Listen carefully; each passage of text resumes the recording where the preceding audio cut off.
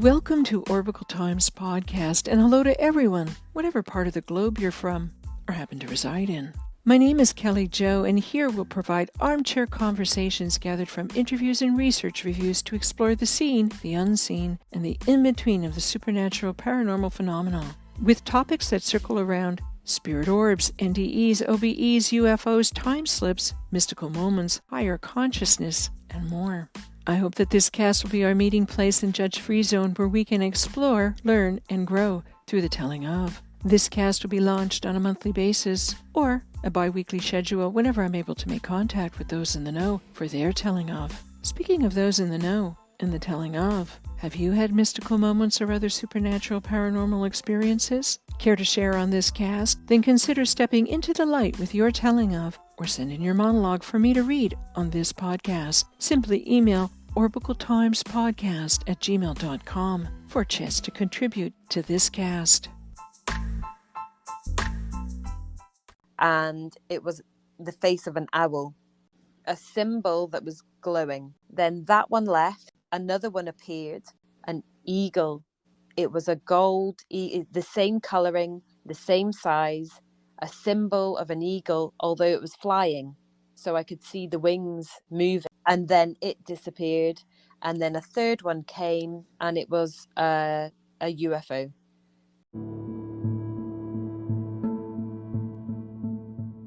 In this 14th episode of Orbicle Times, Gillian Osborne joins me from the UK to share for the first time her telling of some of her P.M.S, paranormal, mystical, supernatural experiences, which circle around seeing mist forming at the foot of her bed, having a mystical moment with her dad as he reached out from the other side in a dream to a then potentially dangerous situation involving a stove, crouching gargoyles, OBEs, owls, and oh, did I tell you about Bigfoot? All this and more. And so, without further ado, here is that interview. Jill, or Gillian, a warm welcome to you, and thank you for being on this cast to share in your telling of. Thank you so very much. You're quite welcome. So if you'd like to begin with your telling of, starting with an early supernatural paranormal encounter. Sure. When I was maybe 10 and a half, I lived abroad and lived in Kuwait at the time because my parents were working there. One evening, I think my parents were out and I had a childminder to come and stay and look after me. And I'd gone to bed as normal, and I think I was lying there, I suppose just waiting to fall asleep, and I noticed it spiraled very slowly. I can remember clearly watching it and being absolutely frozen in fear. It was a white mist that you could see in the dark, so it must have been translucent in some way. It just spiraled all the way down, and these are quite high ceilings, maybe 12 foot, something like that. They're very big, spacious area apartments there. And as it spiraled down, it disappeared past the end of my bed. And I was frozen in fear. I'd never felt that way before. And I could feel my heart racing. And then there was a tug. There was a tug on my foot. And I shot out of bed and ran full force into the living room to see this, the childminder. And I think my mum, actually, I spoke to her later on, well, more recently, actually, about this. She remembers me telling her what had happened, and she thought that the childminder was a witch. She remembers the story of me saying this mist had come down. And from that, I've recollected other scenarios that had happened earlier. And there was one in particular, I must have been 7 or 8, living in Glasgow in Scotland, and we lived in a really old Edwardian flat, or an apartment. It was a ground floor apartment. The architect who designed Glasgow designed New York as well. So if you look at those brownstone buildings you have in New York, it's very similar from sandstone.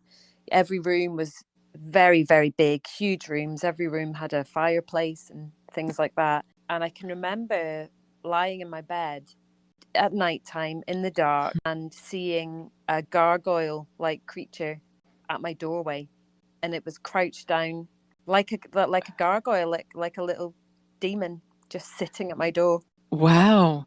And was it about the same size as a statue?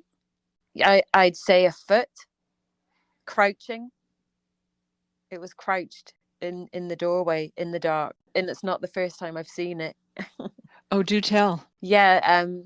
Well, this came in a dream much later on. I don't even know if it was a dream. I was having what you would call a lucid dream, Mm-hmm. and it felt like I'd come out of my body. And sometimes you have flying dreams, and they're fantastic. And I was really excited that I was going on this flying journey.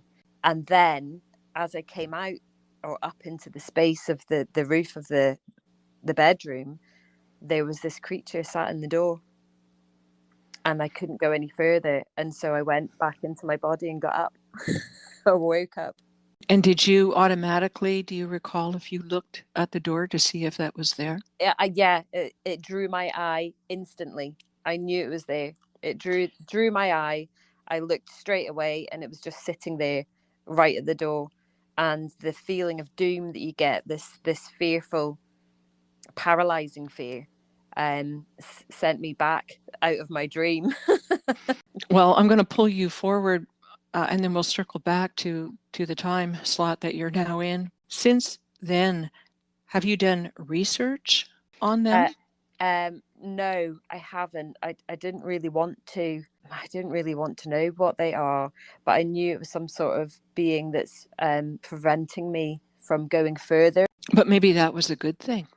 Yes, well, that's another thing that you would consider, that it wasn't meant to be at the time. I've had other dreams, not like that. I dreamt. It's not dreaming. I can say dreaming, but it's not dreaming. It's coming out of your body in Mm-hmm. in a half state of awareness. Well, no, you're very aware of what's happening, and seeing this being that I can only describe as looking like a tree. And I was raised up off the bed, and in my head I said telepathically, I'm afraid, I'm scared. And I was put back down again, and I really regretted saying that, because I really wanted to go. Now, the state that you may have been in, do you ever equate it to an OBE or an out of body experience? That one, yes, yes, but because afterwards, there's been another one since then. That one was in 2017. I came out of my body during an afternoon nap, but it's not really a nap. It's You're half awake, half asleep. You're aware of your surroundings and what's going on. That one definitely felt more like a dream, although I woke up straight afterwards and recalled it instantly. And you're kind of in awe of what's happened, because it's not a dream. And yeah, so I'd say an out of body experience of sorts, because it comes along with other physiological signs. So you can feel in your organs. I can only describe it as like pins and needles. It's a little bit painful actually, but a sort of pins and needles in your organs when it seems to happen. Do you recall seeing yourself laying down on the bed? No, Okay. no. Straight up and then straight to the door, or straight up and seeing the being, but being aware of being light. And when you step back, if you will, into your everyday reality, do you remember going back into your body, or was it just a I'm awake now feeling? It feels like I'm just awake now. Yeah. So I pulled you forward. Did you want to go back to when you were younger? Yeah, Or yeah, okay. sure. There's a number, well, I suppose younger. Yeah, there's another one from Kuwait actually, where the buildings there are staccato, do you call it? So very white buildings, very Okay. square, flat roofs, and on the roofs, I think because there's no rain, on the roofs is where the generators are and where the air conditioning blocks are and things. And I used to go up there to play, because it was a kind of gated community. And I was up there one evening, probably catching locusts or something crazy like that. That's what I like to do. And I can remember lying on my back, looking at the stars. It was a crystal clear night, and I saw two red orbs, extremely bright red orbs. And I can remember lying, looking at them, thinking, I'm sure that's not a satellite. I'm not sure what it is. And they just slowly, two of them went over my head and passed over the apartment block. Do you remember how old you were? That was the same. So I was 10 and a half, something Okay. like that. And because we left there when I was 11, something like that, because Gulf War One broke out. And of course, we had to evacuate, and we lost everything there, you know. Are you comfortable with giving a backstory to that? Yes, sure. The backstory of Kuwait is we moved there when I was 8. We had really a wonderful life there. It's a fantastic place to live. We were a big we were part of a big group of the expat community. And like I said, I was there till I was 11 at school there. And we actually, my mother and I and my younger brother went on holiday to Australia to visit my uncle in the August, I think it was. And while we were on holiday, the war broke out, and my dad was left there. And all of a sudden, the telephone lines were cut. There was no communication. We lost access to money, all the funds, the banks, everything was closed. And so we were in a real quandary. We managed, through help from family and friends, to get back to the UK, and we didn't hear from my dad for 4 months. Wow. Yeah, he had to go into hiding, and he was discovered in Iran. Well, that's almost a whole other podcast. Yeah. When you say he was discovered, I know we're sidestepping here, but what do you mean by that? So he's actually my stepfather, and he is Iraqi. So he's Iraqi with British nationality. He's a cancer consultant oncologist. Um, and so when the war broke out, he was deemed an enemy by both sides. And so I think through friends and luck, I have no idea, he escaped in a limousine dressed as a chauffeur and was given false documentation to get into Iran. And then this was actually there's a newspaper article about this. I was in the newspaper, and so was my mum, in the Telegraph newspaper in Greenock, which is in Scotland, and they came and interviewed us when we discovered that where he was and he was coming home. Do you still have a copy of that? No, but I'm sure I could find the archives. But the Greenock Telegraph is a very small newspaper for a very small town. So I'm sure the archives will be there, or my mum might have a copy somewhere. It's interesting. I'm sorry to have taken you off No, probably no, your that's train of fine. thought. I don't It know. just It's kind of it just relevant. it just goes with the flow. I think I've had quite a traumatic life, and I think that really does have a connection to these Yeah. things. I think having trauma in your life makes you empathetic to others, and empathetic to, empathetic to your surroundings, to the people around you, and maybe helps you look deeper into things. I'm not sure. That's how it feels anyway, that having some sort of trauma in your life helps you to see things more clearly. Well, I guess you can gain a perspective having been through something, an empathy for others that are going through things, Absolutely. especially similar situations. Yeah, absolutely. Does your mom or your brother or any other family members that you're aware of, have they also experienced supernatural paranormal experiences? Yes, my mum has had experiences, I think all her life. She told me of when she was younger. She was born in Greenock, in Scotland, and her father was from Skye. And her mum, my grandmother, was from Greenock, and they lived in a it's called a maisonette, so it's a two-story building. kind of bungalows on top of one another. She had a park behind her house and behind her bedroom. And through the night, she could hear children playing, and she'd cry and get upset. And my granddad used to have to sit in her room with her so she could get to sleep. And she would hear them bouncing a ball and being right directly outside of her bedroom window. I think also in that bedroom, she said that she woke one night and she had a big mahogany old style wardrobe Yep. at the right hand side of her room. And she saw this white shape in front of it. And she thought it was either the moonlight or that she had a white coat that was hanging on the doorknob of the wardrobe. Mm-hmm. And then she remembered it in the morning when she woke. And of course, there was nothing there. There was no white coat.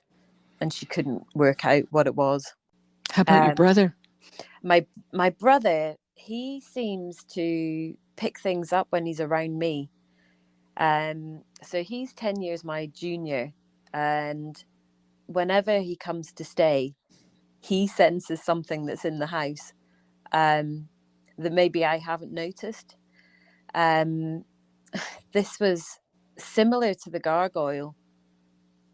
I lived in Corsham during my sort of military years. And we lived in armoured quarter, the sort of military married quarters.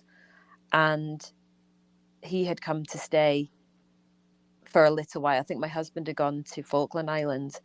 And I can remember lying in my bed and seeing this dark shadow in the corner of my bedroom, up high, the left-hand corner of my bedroom.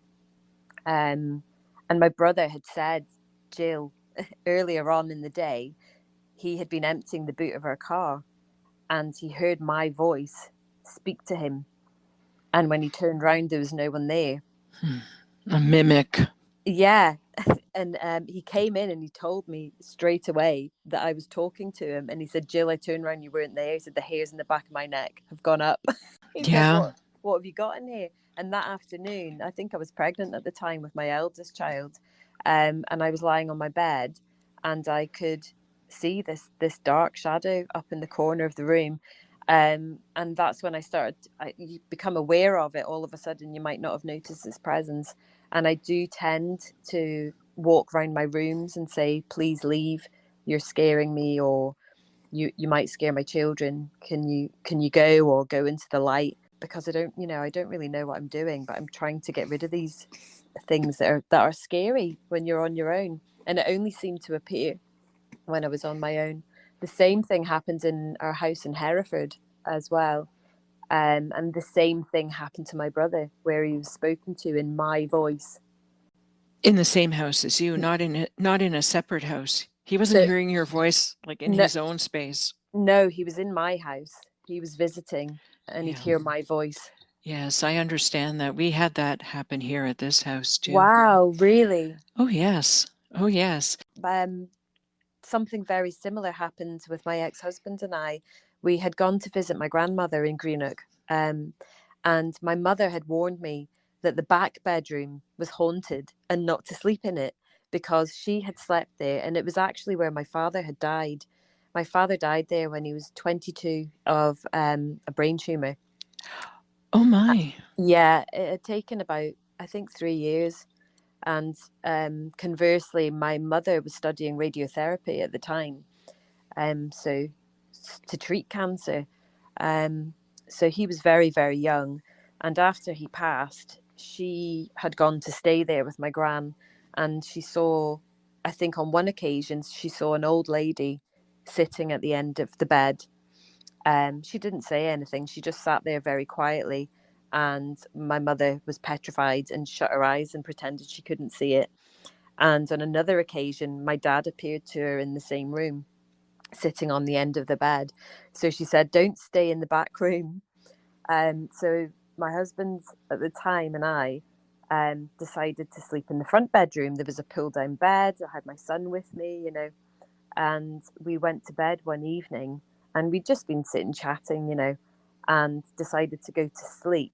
And he was on my left side and I was facing the right. I was lying on my side, and a voice came between our heads, Mm. low down, right in between our heads, and just said, "Hi."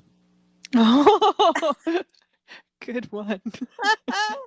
Well, I've never seen anyone move so fast. He jumped out of the bed like a jack in the box.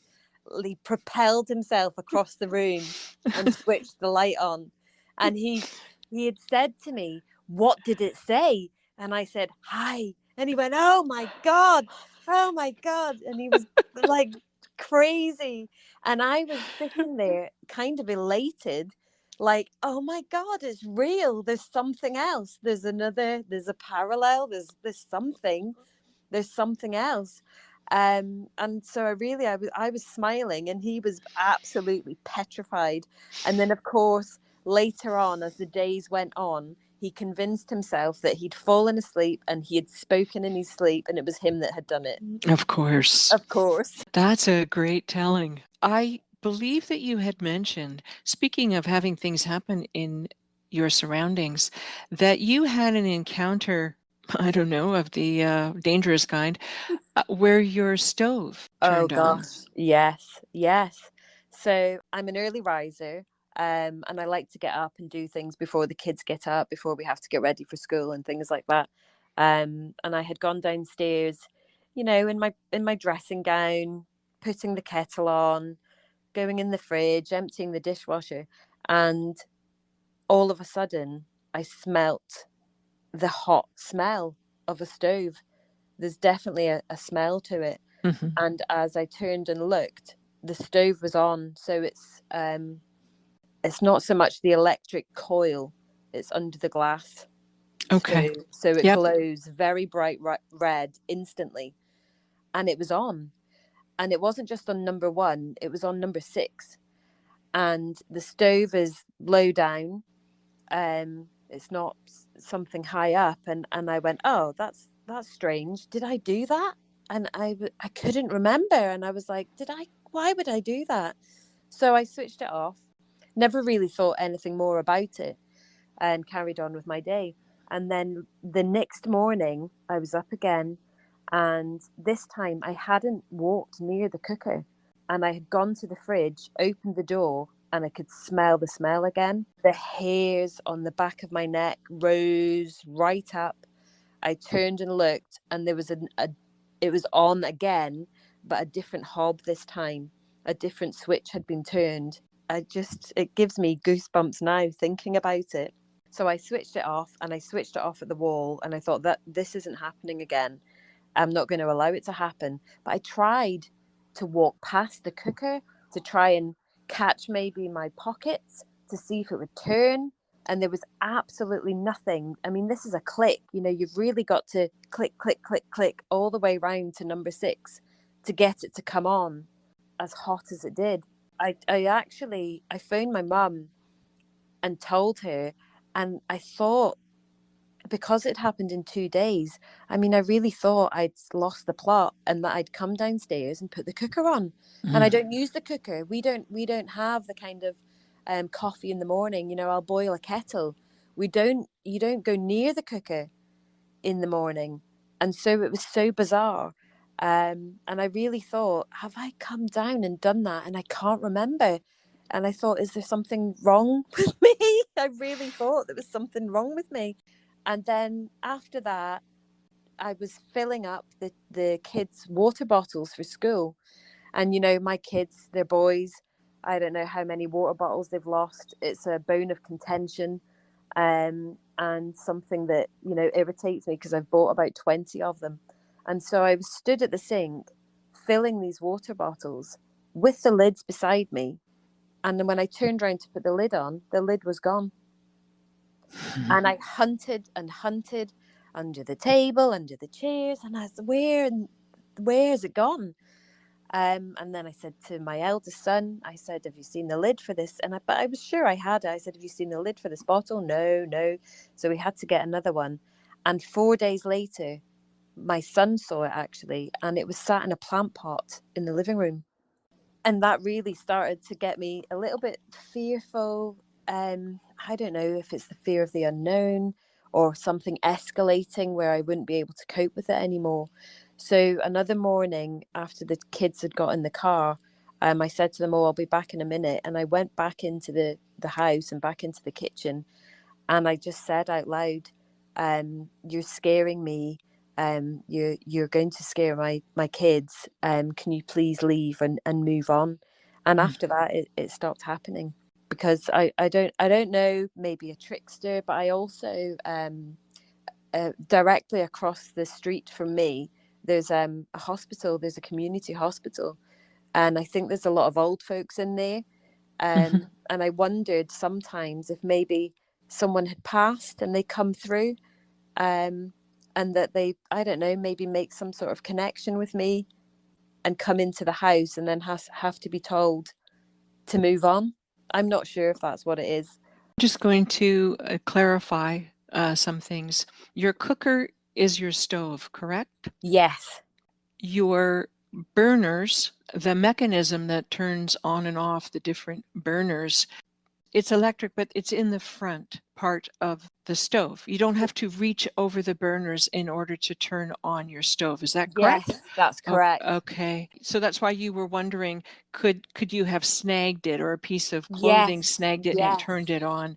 But Yes. like you said, you really got to push in those things in order for them to Yeah, turn on. you can't. I tried so many times, and that's when I was really questioning my sanity, because nothing has ever happened like that. It was so physical. It was so in your face. It was so the smell of the hot burner coming on, and having no idea, and turning and looking and seeing it on and wondering what the heck's going on. Was that incident or incidents in the same time frame as the water bottles? And if so, did you feel it was the same energy? Yes, it was the same time frame, very close together. And yes, I thought it was the same energy, definitely. Did you feel that? Did it feel familiar? But I'd hope you wouldn't try and scare me. And I think we briefly discussed that sometimes we think that, oh, something paranormal or supernatural just occurred, and it didn't really feel good, and it's out of the ordinary for most people most of Yeah. the time. So I think our brains automatically go to, oh God, something awful's just happened, instead of maybe thinking, hey, have you been trying to get my attention for like a long Yes. time? Yes, because Yeah. so many times after I've said, "Can you leave?" because I'm fearful, I really regret it. I really regret it, and I wish it would come back. It's the strangest feeling. It's much like the UFO experiences, fearful of something because it's the unknown. And then later on, you understand how fantastic it was. You really Right. want it to happen again. Yes. And speaking of the UFO experiences, which is a conversation we'll have in part 2, Sure. before that, are there any other paranormal or mystical experiences that you'd like to discuss? Maybe perhaps speaking of your dad earlier, I think you mentioned Yeah, he came to you in a yeah. dream. There was definitely a dream. So I sometimes, I'm on my own with my two boys. It can get lonely and overwhelming, and I try and reach out to the spirit world, and really sometimes asking for my dad to show up. And so I would talk out loud, ask to see him, ask to meet him. And on one occasion, and this is the only occasion really that it's been so solid, that in my dream there was a phone ringing, and I think it was a mobile phone. There was a phone ringing, and I couldn't quite get to it fast enough. But when I did get to it, there was a message on the machine, and the message was a man, and he had a very strong Scottish accent. Who My dad was Scottish, and it was, "I can't get to you right now. I can't be there right now." What was your takeaway from that?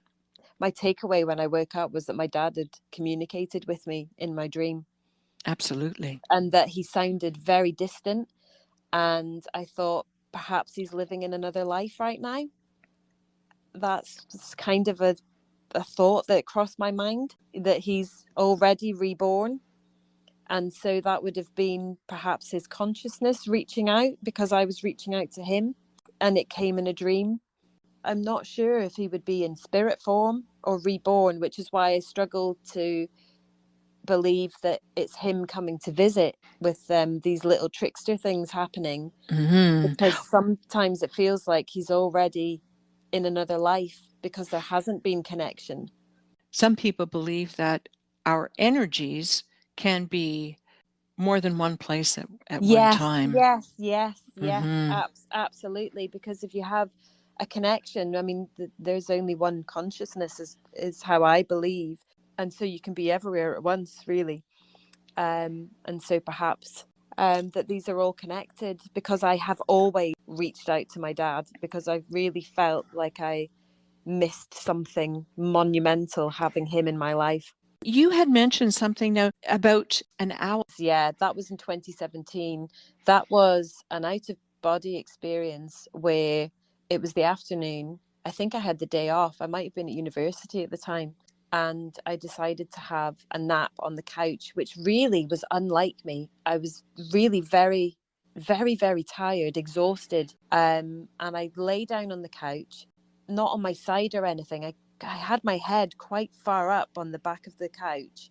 And I fell asleep almost instantly, and then almost instantly came out of my body. It was very quick, and I had the vibrating in my kidneys. It was right in both sides of my back, a very, very strong vibration, nearly painful. And I thought, what is going on? Am I going to die? What's happening? Is it a kidney stone? Yeah, absolutely. And I'm lying there, but asleep, but thinking. I don't know how to relay that. You're asleep, but you're thinking logically, what is this? And I'd felt it in that sort of state before. It's a half awake, half asleep state. I can't describe it any other way.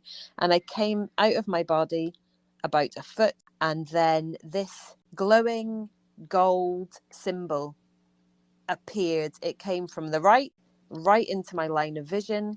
It was about 4 inches round. The circumference and the diameter was about 4 inches.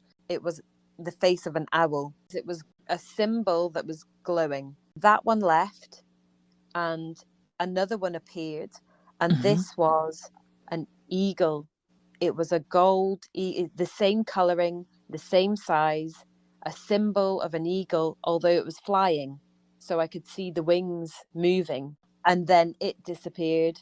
And then a third one came, and it was a UFO, your cartoon kind of UFO, the saucer shape with holes round it as if there were lights there, and the top of it, like a spinning top shape, and it was gold. It was the same size, and then it went off. I went back down into my body. I sat up, and I thought, what the hell was that? And I had to write it down. I was so intrigued. I was so moved. I had to go and write it down instantly. I mean, it sounds like you actually had an out-of-body experience. I think so, because I've tried meditation. Trust me, I have tried to meditate. I'm not sure if I have ADHD or something like that, but my mind does not shut up, and there is no meditation for me. I've tried all sorts of times, all sorts of techniques, and it really hasn't done anything for me.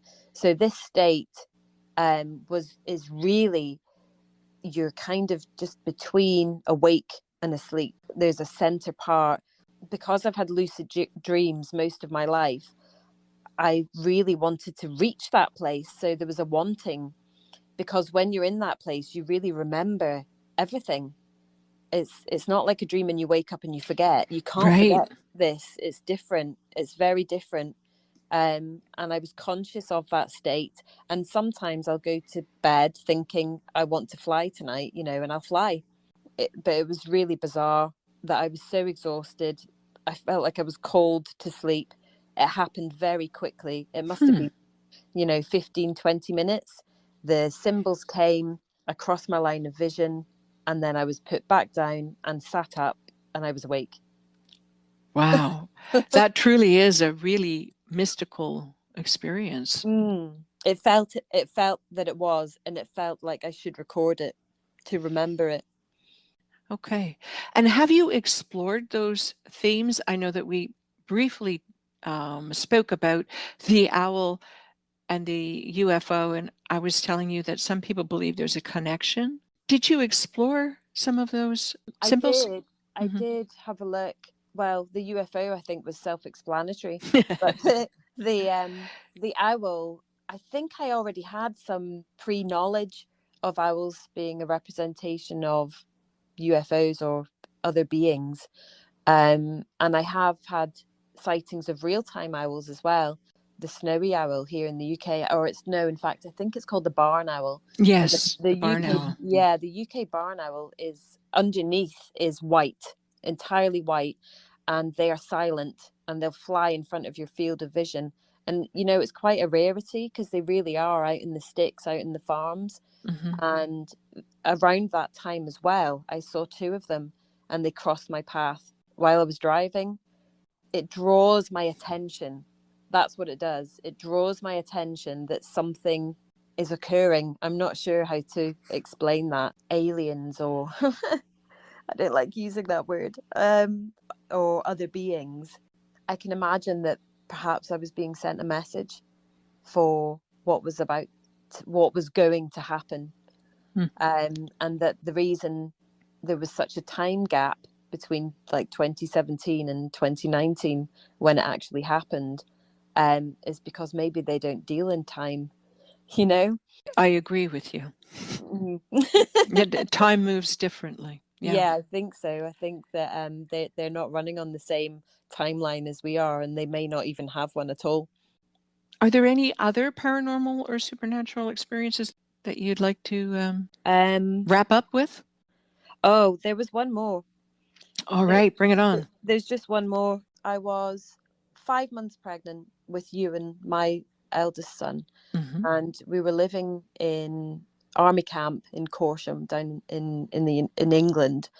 And my husband at the time was in the Falkland Islands, and in fact he'd just left that day, and I was really upset. I had come home after dropping him off to fly, and decided to have a nap because like I said, I was 5 months pregnant. Hmm. And as I lay on the bed, I did have the feeling of the black shadow in the corner, and I tried to ignore it. And as I was falling asleep, something pinched my nose. It pinched my nose, and I shot up, wafted away at my face because something had grabbed my nose. And that's when I would have said again, "Can you leave? You're scaring me now." But there was a definite pinch, and I was in that state again of half awake, half asleep. And that's probably when my brother had gone down to visit because I was on my own. And I said, "You had to leave." And a lot of the time when my brother would come, I would ask him, "Can you," or if he wasn't there, I would ask him, "Can you be on the phone while I say this? Because I'm too scared to do it on my own." Yeah, I would have to call my brother and say, "Can you just be here while I say it?" And he'd go, "Yeah, sure, carry on." I think that's it. Okay. You mentioned that at times you try to connect with the spirits. Aside from, calling upon them, do you ever do anything else? I Uh, I do tarot. you do Um, tarot. yeah, I don't do it for anyone else really. Sometimes if I am thinking about someone, the cards will pop out and they're very accurate. I mostly dip in and out to see what's going on in my life, and they're normally pretty accurate as well. Another incident that happened in Glasgow, I think it was my 12th birthday, and I had a lot of girlfriends. There were six of us. We all hung around together, and I had three of them over for my birthday when we were going to go to the movies. We had a very small cinema in Glasgow called the Grosvenor. So it wasn't a big Odeon or anything. It was a very small theatre, and we were going to go and watch something. So they'd come over first, and I don't think my parents were in, Gen X. We decided to try the Ouija board. We made Yes. it, yeah, we made it with just paper, Hmm. white paper. We cut out the letters and wrote yes and no. After we'd said, "Is anybody there?" And we were kind of giggling and having a laugh and a joke. From what I remember, we didn't know to close it. We didn't know to say goodbye. Mm-hmm. And we started to get ready to go to the cinema, and there was a gas fire in our second living room where we were getting ready, and the fire came on, and we ran out of the house and slammed the door behind us. And we screamed, we all screamed and ran. Did you ever play with it again? No, never, and I never will. And if I ever did, it would never be in my own house. Okay, and why is that? I'm afraid to attract something negative. I'm too protective of my children. I wouldn't want them to ever experience anything like that. That's too scary. Have you ever thought about the semantics around how it is that a board that was once used just literally as a game board, for families, how it's able to create that effect that it has, that people have experienced? Yeah, I think it's your intention. Exactly. I think Yeah. it's intention. Yeah. And I think a lot of I think a lot of your life revolves around your intentions and really your conscious and subconscious thoughts.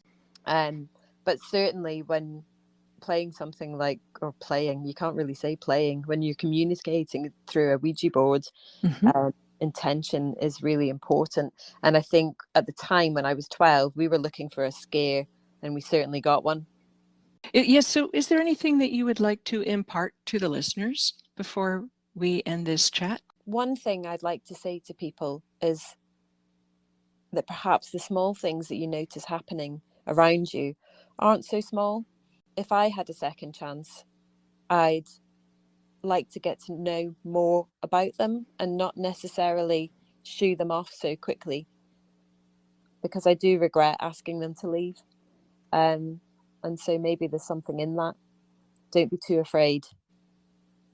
All right. On that note, we will end this conversation. Jill, thank you for that telling of, and thank you for allowing me to be, I think, the first to interview you. And it's such a pleasure and a privilege that it's been. You And are the first, and you're very welcome. okay. So thank you, and enjoy the rest of your day. Thank you so much. Thank you, Kelly Jo. Did you guys have a feather materialize in your kitchen? Oh my God. Yeah, That's fantastical.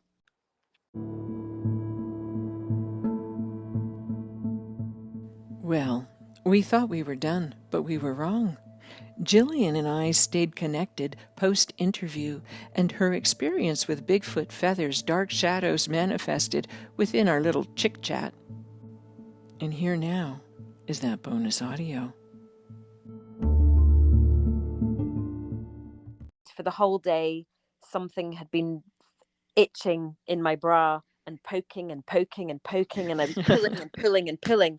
And anyway, so I was talking to my mum, and she had been on the phone to my auntie Christine, who was my dad's sister, and she had been to a medium, and the medium said to her to watch out for white feathers. And so she told me the story, and then I said to her, will you look at my back? There was a great big white feather poking into the back of my bra and into my back. The whole day before she told me the story, poke, poke, poke, poke, poke, poke, poke, poke, poke, poke, poke. And then I said, can you look? She went, it's a white feather. Oh my God. Oh my gosh. Did you keep that feather? Yeah. Yeah. I keep everything. My house is like a coven with just stuff all over it. The other day, my friend, my neighbour who saw the crafts with me, the UFOs, she came round for a cup of tea. I had my tarot cards out, and we were sort of just sitting, chilling, chatting. She watched it. She said, this feather has just fallen from nowhere. And she reached out her hand and caught it. And we were looking at it, and it was a really very, very small, I've still got it, very, very fine feather with a twist in it. It was kind of luminescent. I don't know what the word is. And I've got both of them, two feathers. So that one fell, and as we were talking about it, another one fell. And this is in the kitchen. And she just reaches out her hand and caught them, and they were falling on me. Did you guys have a feather materialize in your kitchen? Well, we don't know where it came from. She just looked up and she went, "Oh, stay there, hang on," and put her hand out and caught it. And she went, "Look," and it was just there on the palm of her hand. It just dropped into her hand from above my head. Oh my God.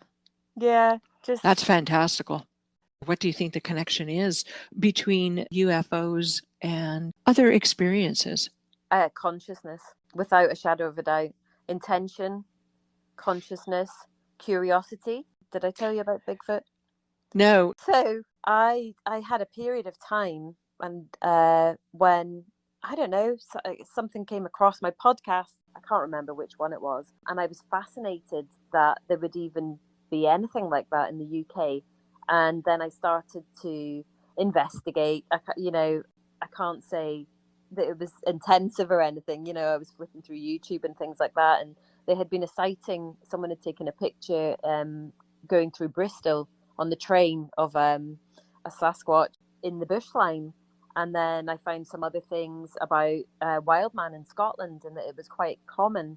Well, not common knowledge, because that would be silly to say that about Wildman, but that there had been sightings, and that in actual fact, Canada and Scotland had been connected thousands and thousands of years ago, which is why our landscape looks so similar. And all these little connections, and it was a little obsession of mine. I loved listening to it. I loved watching it. I wasn't sure if it was real, but it's nice to be in that sort of fantasy land sometimes. After investigating a little more, I found out that locally to me, there's a forest called the Forest of Dean. It's in Gloucestershire. It's a forest that's always been connected with paranormal activity, ley lines. It's ominous. There's certainly an atmosphere down there. There's mines down there where children work. There's the puzzle wood, and the puzzle wood was used in the filming of Star Wars with the Ewok. So it really has an atmosphere about it. After reading about that, I decided that as it's only 40 minutes away, I would take myself and my two kids for a wander around the forest. Okay. And do some whooping calls. And my youngest one was quite excited. My oldest one was rolling his eyeballs. So we got down there, decided to go for a walk. And although it's a small forest in comparison to you guys, it's big for us. And we wandered off, and we're talking about Sasquatch, and I was doing some whooping. And so I think that was where the intention came in, because I was so enveloped in that in this new thing that I was finding out about. And we sat down and had a little bit of a picnic.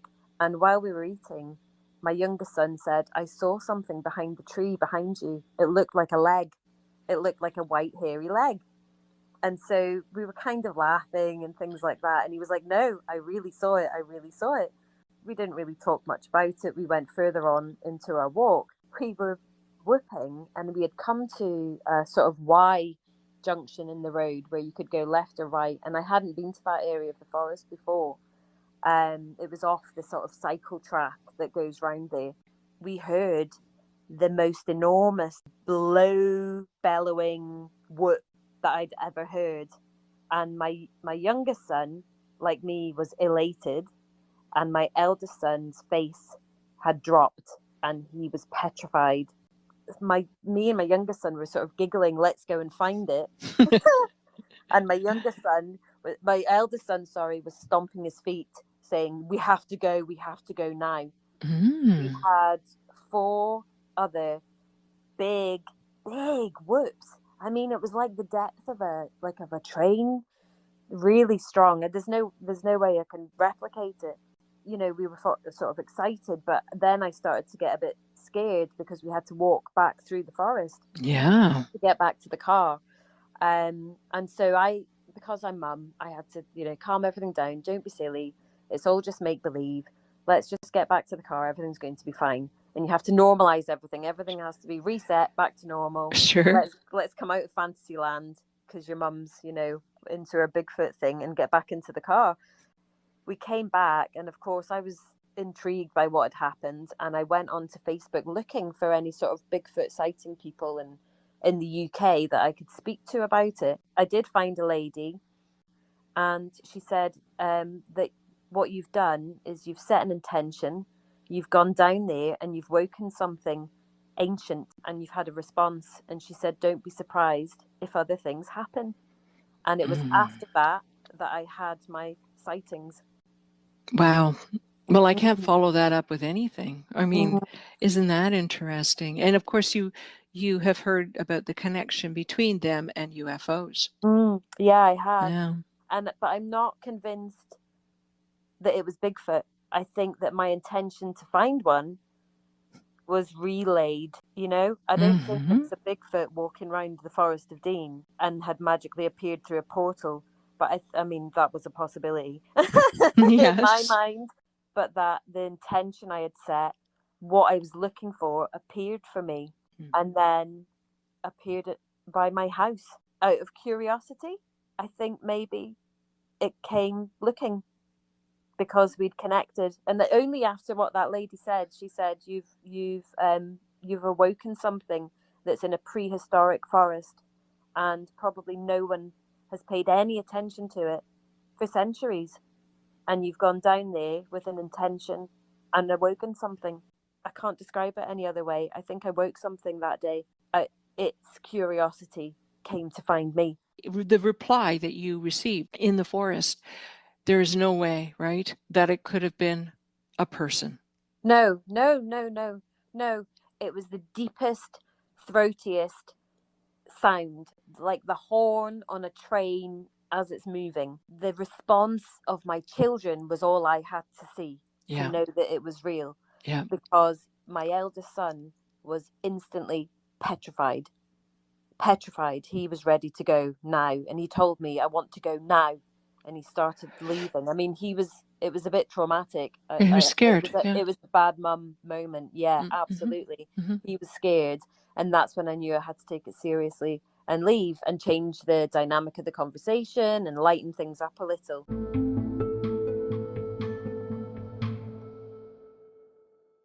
One evening, I was in my bed and I had gone and bought myself this huge mahogany 1930s wardrobe.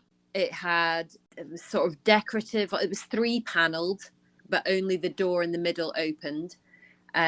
Within it, it wasn't the normal horizontal rack. There were horizontal racks, but they were to your left and right, and arched over the top. So you could put boxes on top, you know, something to hold there. And one evening I was in my bed. My cat, Sooty, of course, he's totally black, he was sitting at the end of the bed, meowing like crazy, looking up towards the top of the wardrobe. And I thought it was strange behavior, you know, and he's meow, meow, meow. I got out my phone and started to record him. I think in hindsight, he'd probably done it before and it must have sort of triggered something in me. And I thought I must film that. And so I started to film him. And as I was filming him, I saw 2 orbs, but I didn't just see them on the screen of the phone. I saw them in real life and they passed right in front of the phone. And I thought, that's insane. And when I videoed it, I went down the side of the bed to look where they'd gone and they'd gone. What was that? And then he jumped off the bed and went down to where they had been and was meowing around. And then he just stopped and came up and sat on the bed. And I thought, what on earth was that? And I looked at the video and you could see them clear as day, white orbs. And I've never caught anything like that before. And of course, afterwards, I'm wafting the bed, wondering if it's dust. And yes. Can I catch the dust? And wafting things and moving around to see if I can catch it again. And you just can't. You can't because it's not dust. Right. That's right. Yeah, honestly. And I sent that to my brother. I think I've changed iPhone so many times now, it's probably lost somewhere. I asked him if he had a copy of the video, but I think he'd lost some things on the iCloud as well. I think these things appear sometimes when you're feeling a little lost. It's been a lovely chat. I've thoroughly enjoyed myself. Yeah, me too. Me too. Okay, excellent. Take care, Kelly. Take care. Okay. Bye. Bye. Gillian or Jill, a warm thank you again. I know it can be a daunting idea to share your encounters on such a public stage, especially for the first time. So congratulations and well done. It has been my honor that you have done so on this cast. I sincerely appreciate your contribution to this cast, Gillian, and a special warm thank you to Mr. Max McCabe for being the conduit, of sorts, that enabled Jill and I to connect. Hats off to you, sir.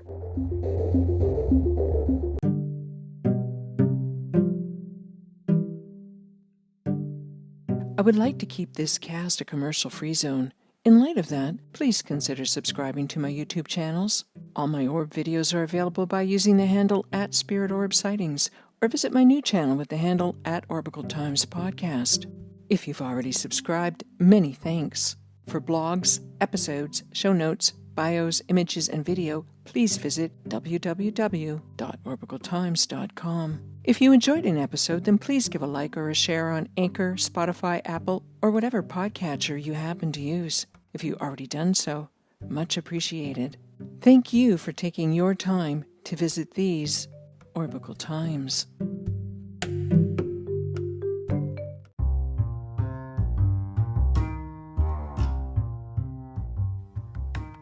Orbicle Times podcast is written, produced, edited, and hosted by me, Kelly Jo, at Studio Spare Room.